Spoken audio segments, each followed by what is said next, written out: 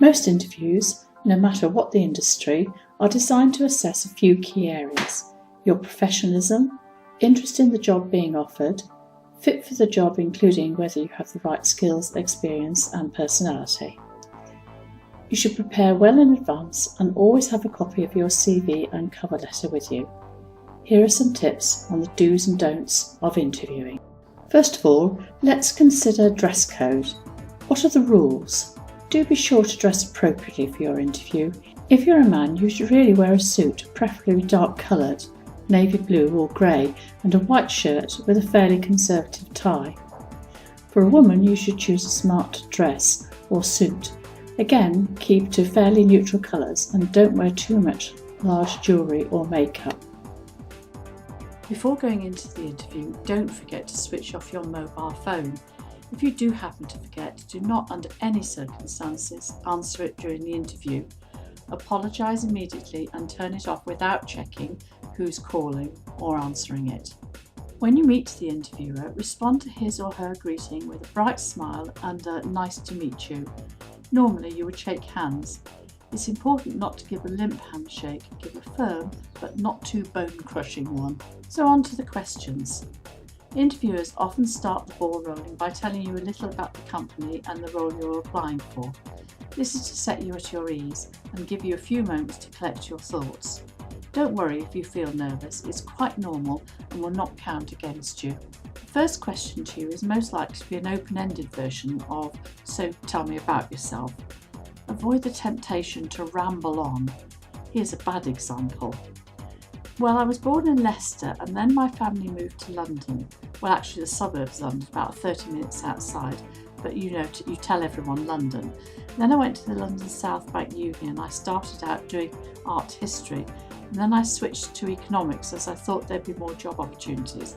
But then I wasn't so sure as I didn't like it as much as economics, so I switched back to art history, but had to make up the modules I'd missed, and that was kind of a pain. So now I'm here with the possibility that I might, but I'm not certain, apply to law school next year. This kind of open-ended question is not a license to tell your whole life story.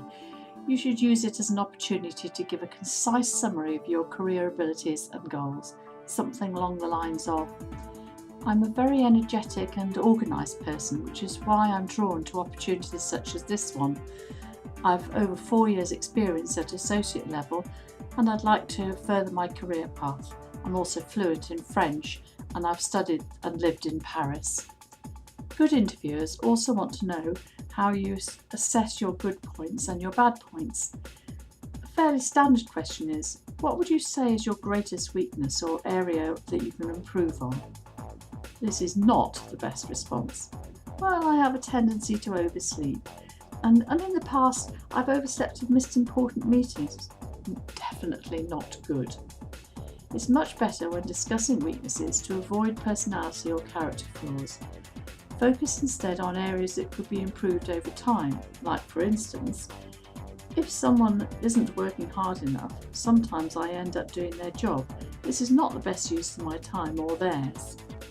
Sometimes, although hopefully not often, you can be asked personal questions, especially as a woman. Are you married, or worse, are you planning to have a baby in the next few years?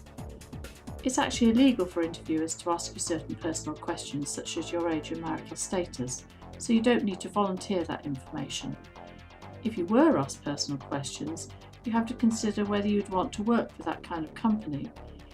If you really want the job, you could back this off by replying along the lines of, "I'd rather keep the focus on the job, not my personal life." Okay? That's fine.